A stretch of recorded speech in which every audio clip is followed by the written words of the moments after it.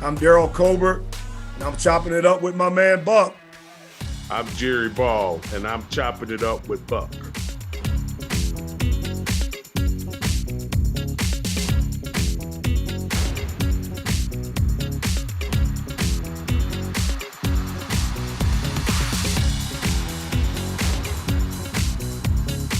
All right, we're chopping it up with Buck. I have Jerry Ball, Icebox. You see it right there. Daryl Colbert, DC. I'm going to tell you why I'm so excited to have both of these brothers on. As a young pup, I saw him play against Beaumont Hebert playing Willow Ridge. Now, I'm scheduled to go to Willow Ridge, but I spent all my summers in the Pear Orchard watching these brothers become superstars and heroes to all our young heads. So, guys, I'm so excited to have you on to talk a little bit about Beaumont Hebert, Westbrook, but also your careers, because it's just awesome stories that I think people need to hear. Well, man, I appreciate it, Buck, man. Happy to be here, man. Yep. Yeah. There's none like it, man, being on, always being on a podcast or doing an interview with my boy, man, JB, man. Yeah. I appreciate you too, man. And Buck, DC he just happened to be my best friend in life. Absolutely. You get what I'm saying? Absolutely. So it's a different type love too. How did that come together? How did y'all become so close growing up? Church. Back in Beaumont. Church, man. Yes, church. We met each other, man. We about 5, 6 years old in church. Yeah. Jerry went to Jerry went to a neighboring church of ours. I went to Sunlight, and Jerry went to Bethel. And our pastors, man, were really, really close. And that's where we met, man. 5, 6 years old. And man, we've been great friends ever since, man. Amazing. Yeah. Well, and most people league baseball. We play Little League baseball together too. I mean, it's just one of those paths like you meet somebody. Now, he used to think he was tough and a pretty boy, so we had to rough him up every now and then. He gonna tell that one too, Buck. Yeah. Well, it's funny. Y'all, it reminds me, Reggie Moore and I were like that. We grew up in Houston together and then ended up at UCLA together. And, when your paths cross with people that you care about. Now, I got familiar with you guys and Hebert. All of my aunts and uncles, my dad as well, went to Hebert. My grandmother worked at Forest Park. So when you guys came together, it was Westbrook. I think she was there as a librarian. But what was it like for you both? I mean, y'all talked about Little League baseball. You talked about football. What was it like growing up in Beaumont, learning to play in a place where it's been a lot of superstars out of the Golden Triangle? Jerry, I'll start with you on that one.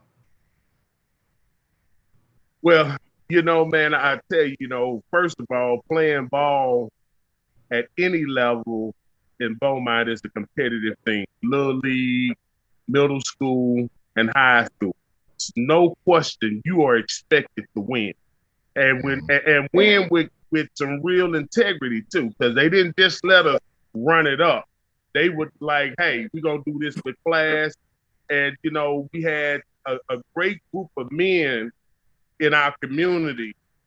Man, I could name them all. I probably won't do everybody's service, but like the Donaldson Powells, John Hebers, Leroy Patterson, Rodney Steffett, Coach Clayton. And man, it's just so many men that came together to form those little leagues. And everybody's legacy was going to Hebert. These men come from Hebert. These men were players that played for Hebert that now we're their kids, right? Wow. So you're living through all those different legacies and the tradition of what's in the community, first of all. Because Hebert, I can't tell you ever have I known Hebert to ever have a losing season, ever. Wow. Okay? And that's from the time I've known about football. But when we were coming through, man, it was a couple of years before where they were trying to force integration.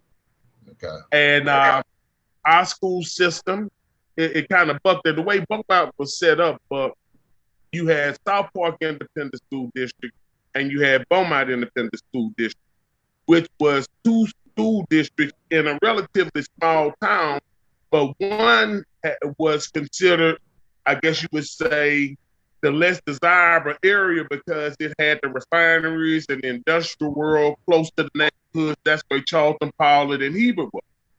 Yeah. And then you had the West End, which was more progressive in terms of investments and what was put into the school, the technology that was there.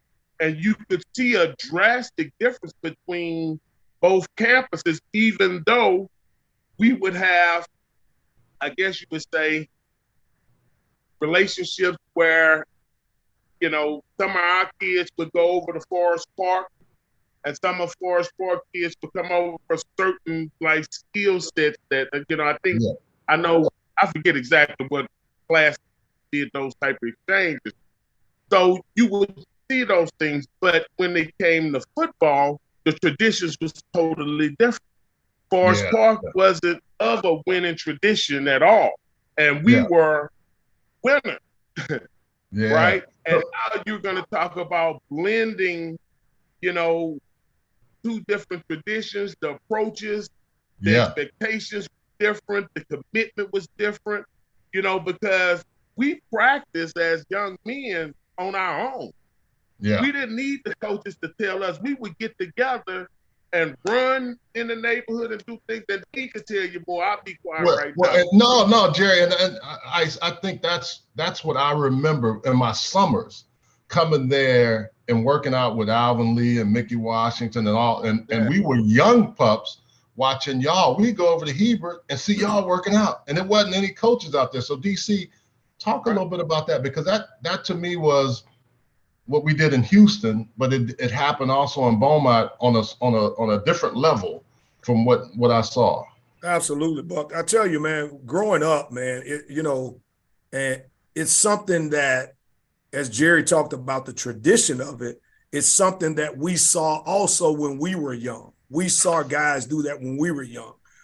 You know, going back to talking about Jerry and talking about the guys that, you know, I stand on the back of these little league coaches and these men that started the tradition.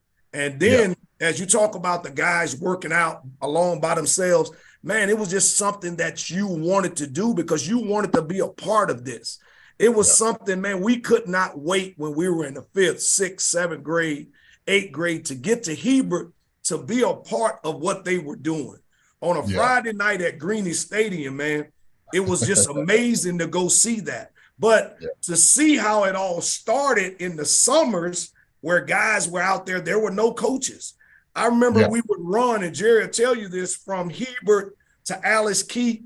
You know, we'll run down to Alice Keat and back. I mean, you would have 60, 70, 80 guys doing this, you know, those are the things that made us what we were. Those guys, we always had guys that showed you the way. And that's something that we got to get back to with our young kids, because I say this all the time, man. Kids haven't changed, adults have, and their expectation of kids. So that tradition, man, is something that was just unbelievable. But when you go and talk about us and the tradition of winning, Jerry and myself, from the 6th grade to the 11th grade, we never lost a game ever in anything in our life. Ever. Wow. Ever. Organized sports. Jerry and I from the 6th grade to our 11th grade, when we lost in the semifinals against Willow Ridge 15-14, was the first time in our career ever we had lost football, basketball, and a track meet. Wow. Well, I want to get to that, because that was, for me, one of those things. And I think Willow Ridge didn't end up winning state that year. They lost in the state finals in 4A and then end up going back. But take it back to 76 or 75, 76 season when Hebert won. I would remember as a little boy being at Austin watching them. I mean, I can't remember the team they played. They blew them out, right? And they were 15-0. I mean, Hebert was just rolling. So you guys didn't lose a game until y'all lost to Willow Ridge. Yeah. And what was, I mean, that still blows me away, because I think everybody in Houston was like, well, Hebert gonna come over here, they gonna do work, and Willow Ridge had a different idea. What was that like for y'all, Losing that game, but also playing against Willow Ridge. Well, I tell you, that game, honestly, we actually statistically beat them. And statistics don't matter at all. But in terms of being able to move the ball, we did that. I rushed for 97 yards on 7 carries. Yeah. So it wasn't even a stopping of the run. What broke our back was the fullback run that took me out that series, and he hit us for 60. Yeah. I think he went to Rice, but at the same time, you guys were talented. Hell, Thurman was a sophomore playing cornerback. Most people thought Thurman was a better cornerback than a running back, right? At that time, just show you how talented they were. He wasn't even a starting running back as a sophomore. Hey, I'm gonna tell y'all about this. At Willow Ridge, I didn't get on the varsity team till I was a junior. I played as a sophomore at Willow Ridge. I couldn't get on the varsity football team until my junior year because they had some cats that could play. Yeah, and I'm gonna tell you this. A lot of them had come over from Beaumont, Port Arthur, Louisiana, and a lot of our people were back right where y'all were. Absolutely. Yeah, y'all had Terry Rose was one of y'all key skill set guys. Terry Rose. Yep. You remember? Yeah. But yeah, y'all had a whip, and honestly, our class, and I know. We won state championship, but we expected to win the state championship from the time we was in middle school. We walked that. We believed that. Yeah. Because we were honed that way too. And we had our stuff down. The things that you see Katie and them doing, man, that was us. We had our feeder system. Our little league ran the same place, the middle school ran the high school, and you got to every level, they added another part. And we would literally be in games, and Coach Durley would call a play we hadn't ran all year. But you have run it so long. And Gerald Landry being our quarterback, shit. I look at Gerald, and Gerald tell me, you got him, you do this, that. I'm like, okay. DC, what do you remember about that? Yeah. Yeah. Well, one thing that I can say, you started with the 76 team and they played Gainesville. That's who they beat. And that's right. Those guys, man, Jerry and he'll tell you how much we looked up to the Kenny Williams, the Maurice McCloneys, the Joe Stevensons, the Vance Bedford. Joe Stevenson can throw that ball. You can go on and on and on, man. I went to every game except one. And man, it was just amazing. After that, they had painted the picture for us, for our class, and that's what we wanted to do.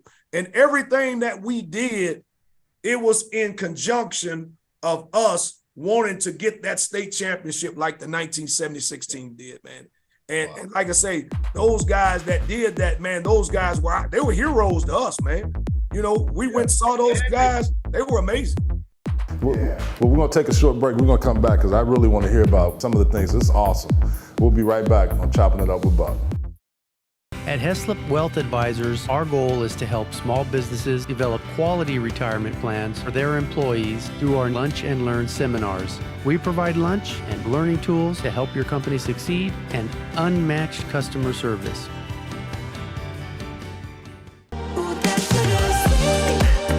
Join us each week and a new celebrity guest on Chopping It Up with Buck.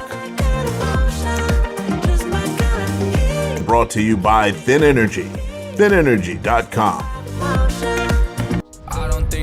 We're back on Chopping It Up with Buck. I got Daryl Colbert, Jerry Ball. I'm so excited to have both these brothers on. I want to take you guys to that next year because after Hebert closed and Forest Park and Hebert came together, that wasn't a smooth transition.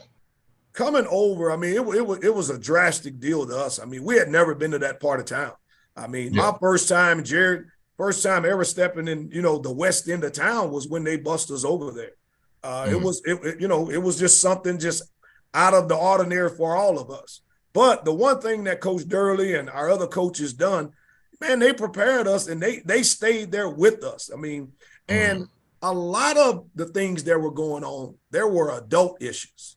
They wasn't really kid issues. I mean, it was football for us. Now, it got to a point later on in the season where some things was going on, and Jerry and myself and Gerald, we, went in and talked to Coach Durley. We're like, Coach, hey, man, this ain't it. What are we going to do?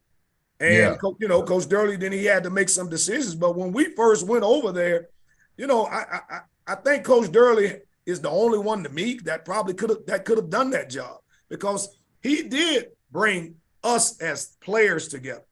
It was never a lot of friction, and Jared, I'll tell you a little bit about that as well, among us. It was more of the adult things that we found out later, which it always is, man. You look at a lot of things pertaining to racism and all those different things. Like you say, you put two small kids in a room and walk out, they'll end up being the best of friends. But it's just the same way when they brought us as kids together. Hey, we wanted to play football. That was our deal. That was the whole deal. We wanted to play football. And all the other things that we found out later was, just unbelievable, but believable, if that makes sense. Well, Icebox getting up. We're gonna have to get him. We're gonna take a short break. And I'm good. I was just grabbing. So Icebox, talk to me about that experience for you. You lose in the semifinals. You hadn't lost since 6th, 7th grade. Right. You got to go to a different school. It's not what you guys are familiar with, and it's Forest Park. It's a different end of town. If you've never been down there, I tell everybody to go to Beaumont. Just spend some time there. But I understand exactly what y'all are talking about. What was that like for you? Well, like Darryl say, I would say we wasn't in a culture shock because we never felt less than anyone. We wasn't ever raised that way. As a matter of fact, our motto at Heba was whatever Heba does must be the best. That's everybody's motto. So we walked with an excellence wherever we went. So when we got out there, of course, there were different approaches to stuff, and some of the kids in the spring didn't come back out. Matter of fact, even transferred school. And I would tell you one of the most disappointing things for me. Now, just imagine how we're telling you about wanting to be a part of this keeper dynamic. I wanted to always just be the captain on the Heber team, because the captain of Heber team, everybody, he's going to be the top dog. He's looked at, I'm looking at every year, who's the captain? And that's the player. Yeah. So when they merged us, the first thing they did was name the captains. I wasn't even on a captain. Wow. And they picked at least 8, 9 captains. Yeah. And so it was politics from the jump. I didn't understand it. So initially, hey, I was taking it out in that level. All right, I'm going to prove to you. Y'all prove to me that you got any of these in front of me. And but that's how I looked at it, Yeah. Think about what I'm saying. Oh, I know exactly what I started playing football at 7 years old. Yeah. So from 7 to 18 to be the captain, and you telling me you choosing somebody else, hey, you got to prove that. That's just, but again, it was a standard too. But then once we started getting with the guys, we started going over to their community, and then they started coming over to our community, and you recognize that, like Darryl say, the problem is with the adult. Yeah.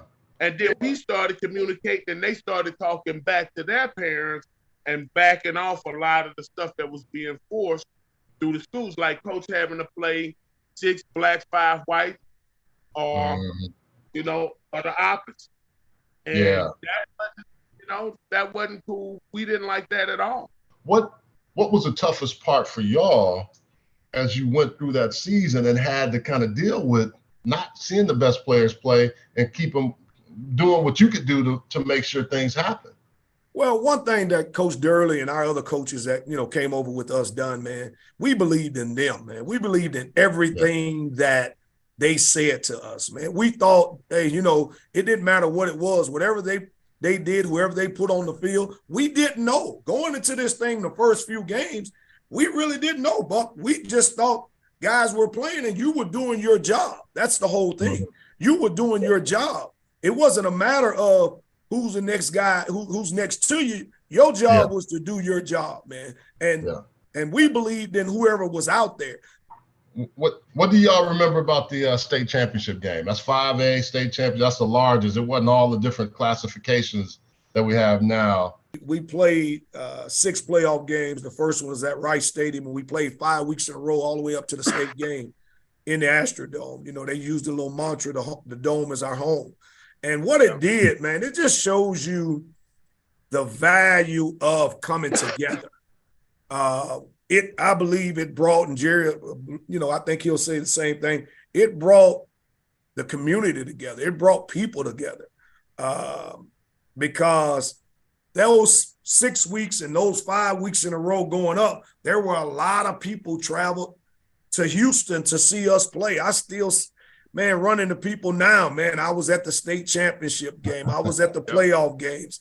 And, back then, I think we had almost, maybe I'm going to say 35 to 40,000 people there. It was a lot of people there in the dome to come see us play, man. And it was just such a wonderful deal for our families, our friends, to have my mother and her sisters and all my family out there, man, cousins and, man, brothers, everybody out there. It was just a phenomenal deal. And being able to, get to the state championship game with the brothers I had been going to war with all, since I started playing football.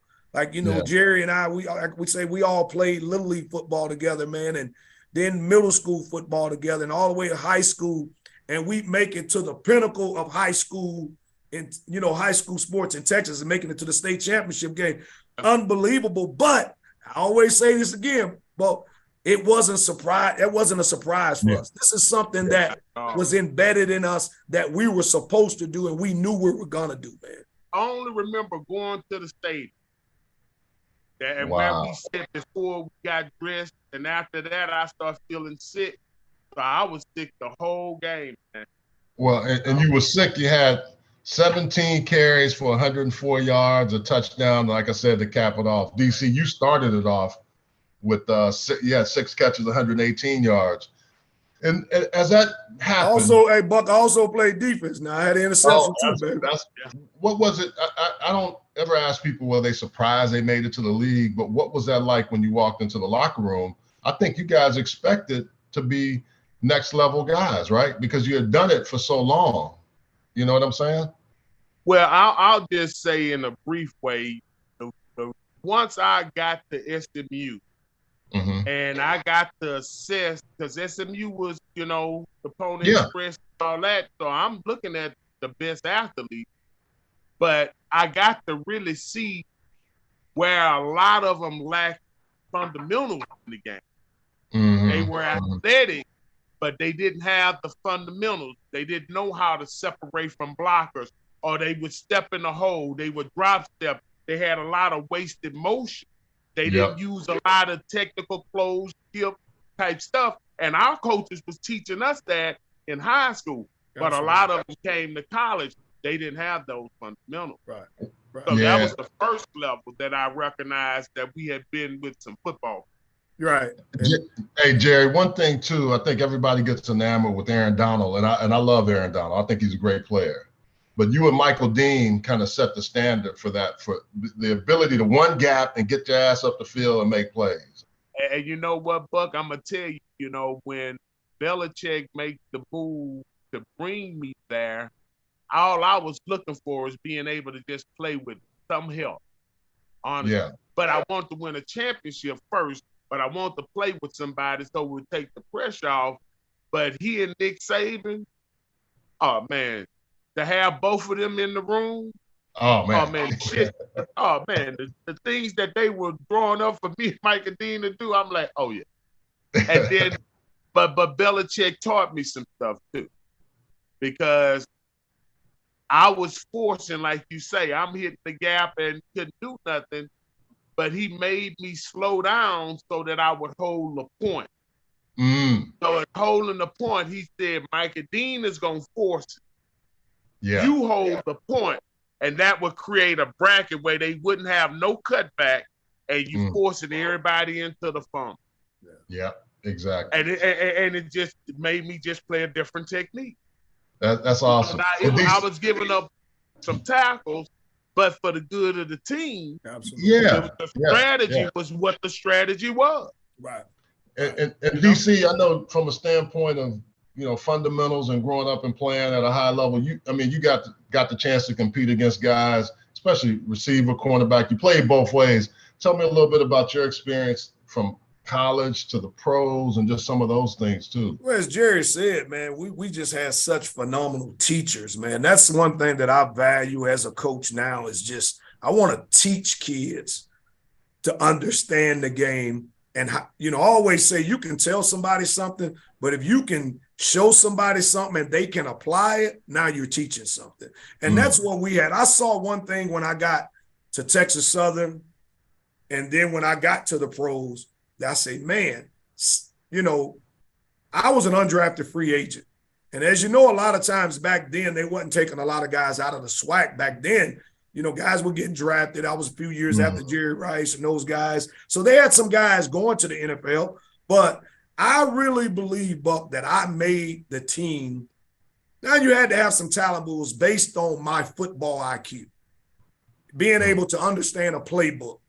Being able to understand just the basics. I had a great teacher as a receiver coach as well, a guy named Lionel Taylor. Lionel Taylor was the first guy in the NFL to catch 100 passes ever. Yeah. Lionel Taylor. He played for the Denver Broncos. And Lionel Taylor was also the receiver coach on a couple of those Super Bowl teams with the Pittsburgh Steelers. And Lionel Taylor, man, that's where I learned and understood the fundamentals of offensive football, and where me as understanding how to call plays and how to set up plays and those different things, I believe from Coach Durley and Coach Nolan and those guys teaching me the fundamentals of football and offensive football, and then Lionel Taylor teaching me, making me understand receiver routes and setting guys up when you're running. If you're running an outside route, how to set a guy if you're running an inside route, you know, different things, where to line up on the field, all those different, how to get off bump and run and all those different things. Those are the things from those guys that helped me be successful. And I believe as an undrafted free agent to make the team in Kansas City, man. And those are the things like Alex Durley. To this day, I've never seen anyone as a play caller, as Jerry said, going back and really looking at it. These are some plays we would practice them, but we may not see them till week 7 and 8. But we knew at the right time, and he was always, I still do it to this day. I'm always setting the next play up with whatever I'm doing. I may be setting it up for the third quarter. I may be setting it up for the fourth quarter. We do a thing called 2 minute at the very end, just rapid fire questions. So DC, what's Jerry's music when y'all getting in the car, y'all rolling back in the day? What was he gonna be jamming when you got in the car with Icebox? You know, Jerry, man, I tell you, man, Jerry's a connoisseur of a couple of things, man. He always gonna bring, man. Jerry's brought some music to me, man, that, you know, he would always keep me up to date. I'm gonna go ahead and say it, on music and dressing. So back then, man, it was the Luther Vandross. You know, it was, you know, we the Earth, Wind and Fire. But Jerry was always, he had an older cousin him named Reggie, man, and Reggie would always keep Jerry up on what was going on with the dressing and music and all those things, man. Yeah, that was my big brother. So Box, I think DC always seems cool, but what would get under his skin? As his homeboy, what would you know would piss him off? And you didn't let people, you say, hey, don't let him go there now, because he might be calm, but don't let him fool you. Well, he probably gonna know right off. One of the things that agitated is that the last time we played basketball, who won, Darryl? And I won't play him anymore. I told him for life, you gonna keep Hey, man. But Buck, only he remembers though. He say he won, but only he remembers. Yeah. And you know, we got selective memory. But I promise you this. Ask him if I ever played him again. Have y'all ever played? Hey, so DC, when y'all would hang out in Beaumont, what was the spot? Where would y'all go back in the day that Box wanted to go and hang out, where y'all would just do your thing? A lot of big hangout spots, man. I would go to Jerry's, man, but we would love the Friday night dances at Hebert High, man. Man, you talking about? Oh my God, man! Now we would go to the skating ring on College Street. We would go to Manny's skating ring. The Splash at the the Splash, absolutely. The Splash is on Wednesday night, baby. Man, hey, I'm so glad I got you guys on. That was an easy touchdown, but I want to revisit that. And again, like I said, when I get down there, we're gonna get together and do this. Man, I appreciate it, man. Really,